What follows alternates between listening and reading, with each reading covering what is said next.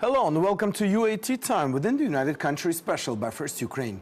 You can find us on the frequencies available on our website firstua.com. I'm Sergey Velichanskiy. And I am Olivier. UAT Time is dedicated to bring Ukraine and Europe closer to each other by introducing the real Ukraine to the rest of the world. Life is changing on a daily basis. New technologies mean new approach to life, and even hardships can be turned into blessings. And what was intended for bad turns out to be good. Our guest today is Oleksandr SavsUnenko, Doctor of Biochemistry and co-founder of several startups. Welcome. Hi guys, thanks for inviting me. All right, thank you for stopping by for a cup of tea. Actually, one of the first things I wanted to ask you is this. Let me confirm. You were born in Donetsk. Yes, I did. Now we know Donetsk is occupied by the pro-Russian, Russian-backed terrorists. And so, give us a little bit background. How did it happen that you had to leave the town? What's happening back then? So I was born in Donetsk, yes, and I'm very proud of this. I really am proud of my city, and I'm proud of Donetsk people. All my life I was pro-Ukrainian and pro-European. I did my studies in France. I had my degree in France. And after that, I came back to Donetsk with a crazy idea of bringing innovative technologies and Western knowledge to Donetsk industries. So I went to Donetsk and I started to work at a big chemical factory. I was trying to do innovations there, to do quality control, how it should be done, to do the ecological control, how it should be done. And I worked there for about half a year, when all this situation with Crimea began to unfold. And I stopped working at some point in time because I was working in Horlivka. Oh. I was going from Donetsk to Horlivka every day to work and back. I was just watching how these blog posts, how they appear and disappear, change their locations. One day it was an extremely strange experience. In the morning I was going to Horlivka, and I saw this blog post with Ukrainian flag, and I saw the people there. And the same day in the evening I was going back, and I saw same people, same equipment, but they changed the flag. That's interesting. The chemistry company of Golovka is Tyrol. No, there is another one. Another one, yeah. No. And that was already bad. In few days I was a spectator of this, how they changed the flag on the main city administration building. I watched it. I went there and I watched it. I was staying in a crowd. Everybody around was like, Russia, Russia, Russia. I was like almost crying, you know. It was impossible to see. And at that point I understood that the situation is going to be only worse. And like there is no turning back. Something happened, something changed, and dramatically. So I had partners in United States.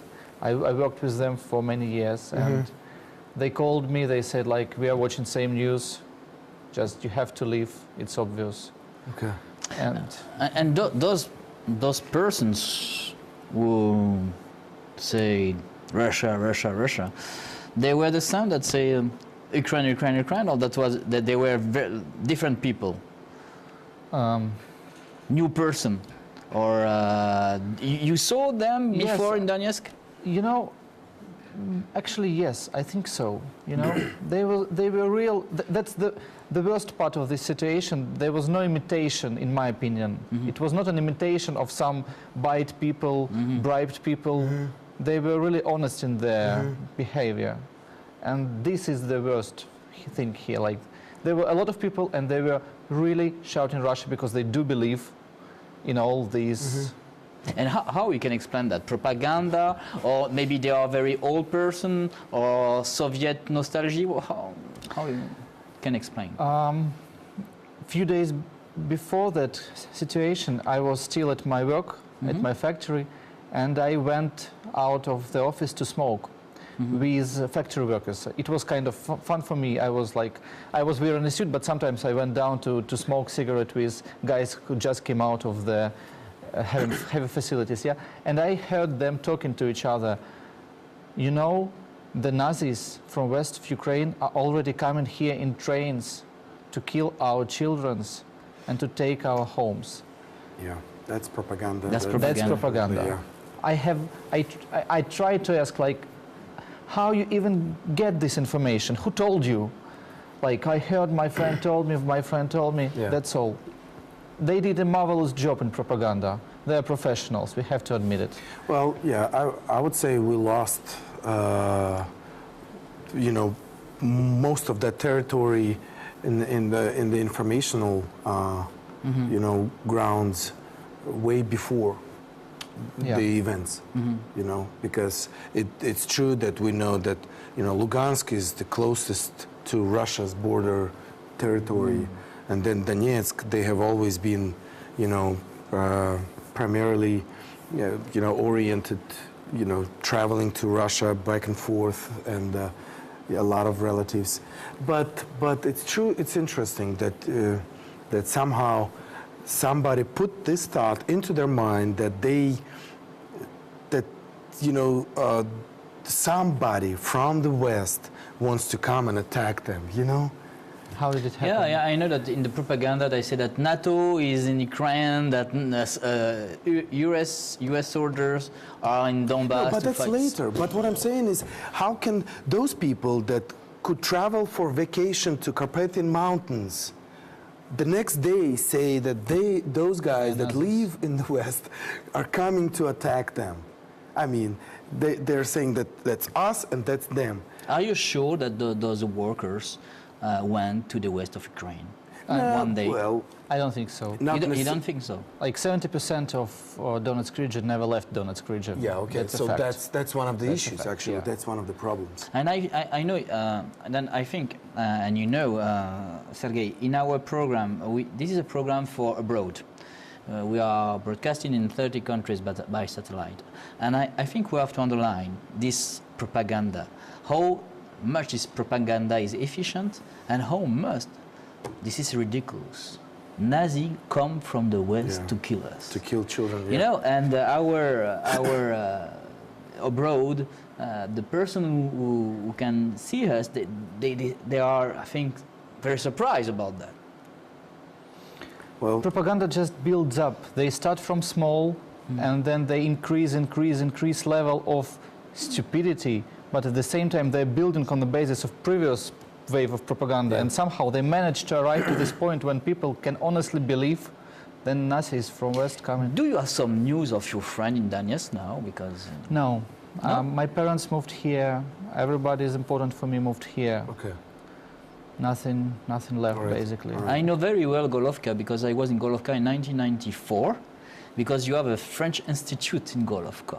Yes, actually, there is. And what's happened with this French institute now? I don't know. Uh-huh. I don't know. But there was, yes, it's true. There was a big center of linguistical studies, yeah. and the French institute. I was invited there. Yeah. And another nice part of this story, not nice, of course, obviously. In Donetsk, in that time when I was working in Horlivka, I was volunteering in Donetsk in a contemporary art institution called Izolasia. Maybe you heard about it. So it was kind of really a branch of Western culture in most depressed region of Donetsk. It was a center of contemporary art, installations, performances, big guys coming, and it was like in the old factory in the depressed region of the Donetsk. And what's interesting about this, that this place was occupied, one of the first places to be occupied in Donetsk. The next building after the city center administration, they occupied this place because for them it was kind of a totally different culture. Okay. And Yes, Okay. I know this story because I have some artist friends, and they destroyed the art. they destroyed the art, the sculptures. Because one of my artist friend,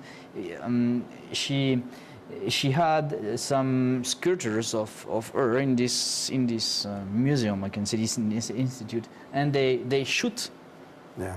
the sculpture. Well, it seems like, yeah, they're rebellion against anything that they don't understand. Yeah. You know, that's one of the psychological traits of the crowd. You know, if it's pretty much a similar social setup of the crowd. They, you know, they reject they anything strange, anything that they consider, especially if their chief tells them that this is what kills your children, then they will destroy it. Yeah. And what do you think about the future of this place? Coming back to this time, yeah, I have no idea, to be honest. I know only one thing, that to change this situation, it's obvious, but we really have to build a new Ukraine. Yeah. We have to be economically stronger. We have to have a new army. We have to fight the corruption. Yeah. All those things that everybody's talking for the last few years, we finally have to do it. Well, and let's move to the issues of your contemporary, your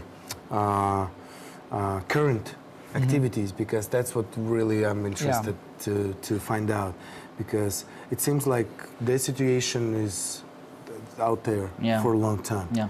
You know, so I mean, we can talk all we want about what we want it to be, but what about you now? Yeah. Now, what I want to find out is this terrible situation that took place, which forced you to leave your home, leave your everything pretty much, make your parents, your friends, leave the whole territory where you've lived all of your life. You've known all, you know, each bush or each road, everything. Now, and we know these people are called displaced people, you know, or refugees, but pretty much. So they find it quite difficult to, you know, adopt in a new place, in a new culture. But you went all the way to the United States. So how did it happen?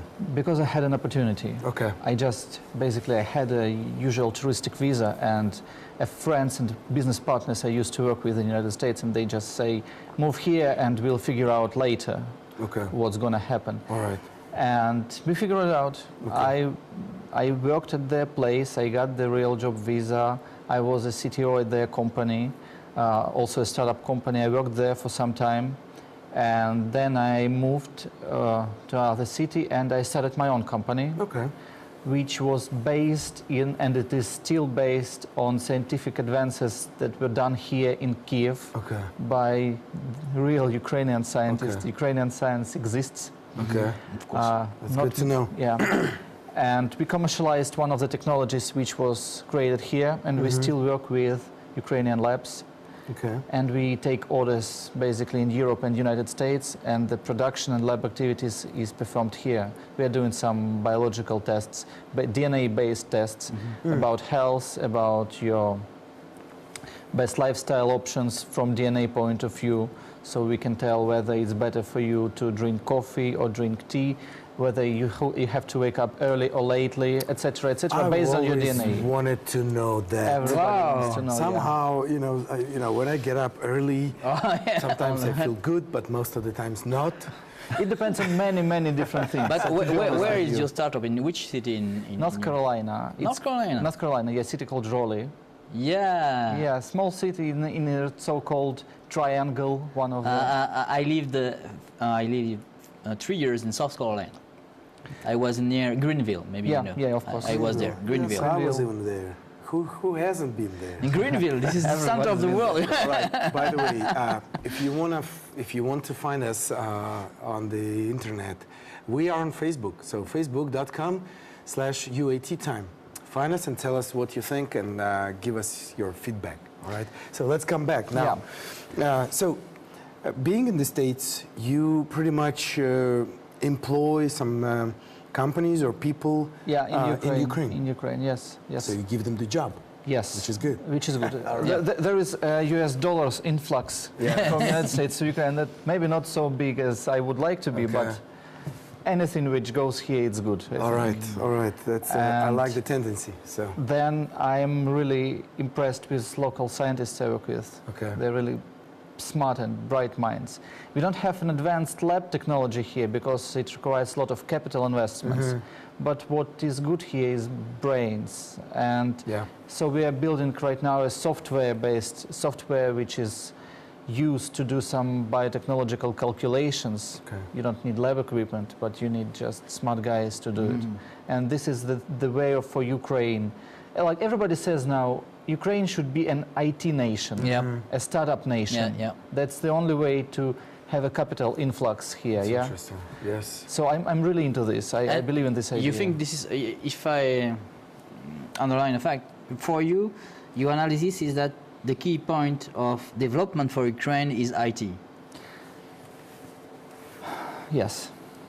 IT in different forms. It can be IT for biotechnology, but not outsourcing, basically. We should be closing our outsourcing powers and switch them to producing our own products. Because you think all the brains, all the professionalism are there to do something. There is enough very smart IT guys here. Their salaries are less than in Europe and United States, but already high. Already high. If you're a good IT guy now in Ukraine, you're more or less okay. And that's what we should do. But how do you think it's going to be? It's going to be probably not that easy to switch from being the outsource, because the outsource means, real cash right here, right there. That's why we have to wait until big outsource guys accumulate some cash in hands, and then they're smart enough to invest it into the product development. And we have nice products in Ukraine. We have just yesterday I was talking to a guy from Dr. Alex. They're doing a software to run hospitals and do patient system and electronic health cards, and they're selling it to United States, and they comply with all United States regulations. So there are nice examples of things like that. It works, but we need more and more and more and more. Another problem is I don't want to incorporate in Ukraine today. Never open a company in Ukraine. In United States, I have to pay taxes once a year, and some taxes 4 times per year, but it's pretty much easy. I hire accountant online. I just give him access to our database, and in one day I have all the tax reports I need, pay them, no questions asked, everything's clear, super easy. Yeah. Imagine to open a company here. It's a Full-time accountant, full-time connections in tax service, etc., and a lot of certifications, regulations, licensing. Sorry, guys. Unfortunately. It's very difficult just to open a company here, but you talk about investments here. What is your analysis about investments here in Ukraine? Because you say that you want to wait maybe, and what about investment in IT in Ukraine? What's going on now? To be honest, I'm not proficient in this area. I'm not an IT guy. I work a lot with IT guys, and I know that most of them are not thinking about switching into products. Okay. They dream about it, but they have no experience. It's a totally different gameplay. Because it's a risk. And it's a risk. And it's marketing. It's PR on the European and US markets. You have to know how to do it. You have to know how to do the outreach to journalists. You need to have somebody there. Sitting there. I think it's quite early right now to say that we're ready to move away from being the outsourcing IT brains for the Western companies. But even the fact that I think for this period of time it is good, because it's still cash. It's still cash. Comes into the country. People get employed. They develop their own projects as they work on the outsourcing. And a lot of people that can, if they, some people I know that if they can do the outsourcing job well done, they are the ones that are thinking of their own projects. Along the way, they're just waiting and accumulating and getting ready. So I think it's just. Some things are just going. There's a period of evolution that needs to take place. Yes. Maybe we have to talk more about your own company, maybe, because I am very, very fascinated about. You did your study in France. Yeah. That's first point. Very good point. And the second one is you are a young person. Okay. Not so young. Well, thank you. Yeah, you are a very young person. Okay, and you. Are the founder of several startups? Yeah, Several, not only one. Let's talk about that. Come on. Not actually several. The profitable one is the only one, the Titanova, which I'm like, that's my main position to do this Titanova thing. We play around DNA sequencing and interpretation of DNA That's so data. easy, you know, just let's play around DNA, you know, that's just You wake up in the morning and say, yes, I want to play with Do. DNA. Yeah, we also founded here in Ukraine this project called EVOX. Yes. Yeah. Yes. So I came back to Ukraine. I just no reason to be here. Actually, I can be in United States, but I just prefer to live here. But because at this point in time, all I need for my productivity is my notebook. So I stay here, and of course I had some free time. So I decided to invest part of my time into politics and Ukraine reforms, etc., etc. I started from running for city council. I started to be in elections. Okay. I lost, obviously, but it was a nice experience, yes. great experience, yes. And then I started to think, like, what's next? Where should I put my efforts? And then I discovered these guys. They call themselves IDF Reforms Labs. Okay. They are trying to reform Ukraine using IT technologies, because it's obvious when you have smart IT guys, just gather them and ask them to do something for Ukraine. And for example, I was not directly participating into this project. I was mostly spectating them and taking notes of how to do a successful project. You know Prozoro, obviously, yeah? Yes, yes. Prozoro is a great thing. It changed a lot of, it defeated a lot of corruption in Ukraine.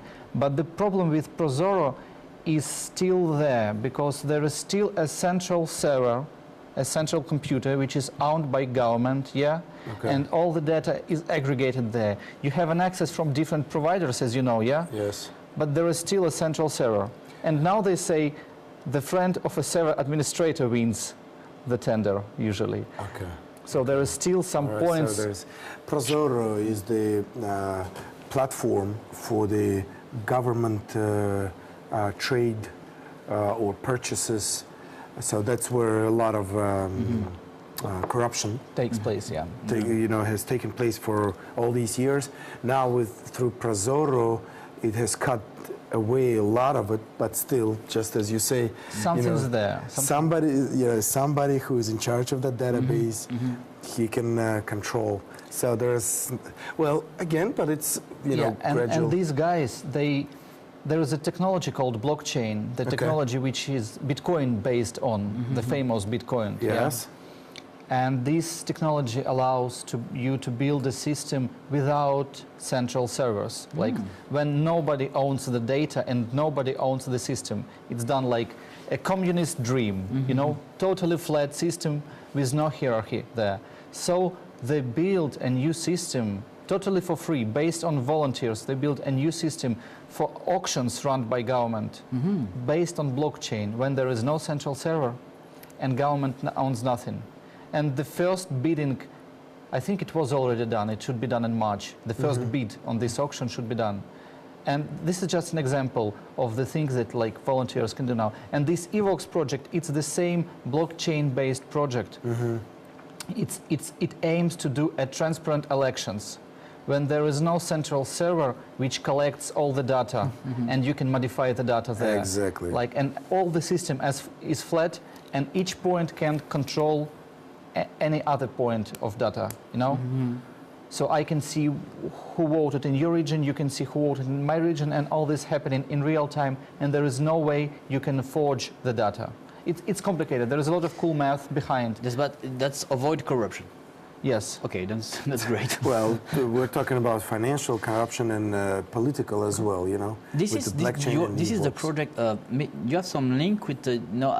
We did an interview of a person from Kiev Mogila Academy. They have e-governance. We are all connected. We all know each other, I suppose. Okay, that's good. We're all connected. Yeah, it's good, I think, because what you're talking about is something out of this world. And it's difficult to imagine how those old-fashioned political corrupted guys that have been in power and within the government state budget for so many years, for them to just have this enough political will to say, yeah, let's not control this. Let's Prozora let it happened. happen. Yeah, that's true. Prozora happened. That's true. So So we have to believe. we have hopes, and But there is a Prozora hope. happened, but that's belong to the government. Yes, but it is No. already much, much, much better. Yes, it is a revolution in a sense. Yeah, okay. Over the 25 years, it has cut away a lot of different corruption structures and okay. systems. But a next step probably is the blockchain. Blockchain, yeah. Blockchain. Blockchain is a step for every business. All right. It's a future of business. Like in 10 years, everything's going to be based on blockchain. That's for sure. Well, I'm thinking how to apply blockchain to my company, but there is no connection between DNA data analysis and blockchain technology at this moment. But and I don't think there is a connection between blockchain and UAT time as well. You know, nobody can just do the job without us. You know, but and unfortunately, blockchain cannot extend our time. Yeah. 25 minutes is running. Yeah. Now time is up. Then thank you you. very much. Yes, thank you guys. It was a pleasure for me. It was United Country UAT time by First Ukraine. Our guest was Oleksandr SavsUnenko, doctor of biochemistry and co-founder of several startups. Olivier Vedrine and Sergey Velichanskiy were working for you in the studio. Stay with us and we show to you the real Ukraine. Thank you for being with us. Have a good day and see you soon. See you soon.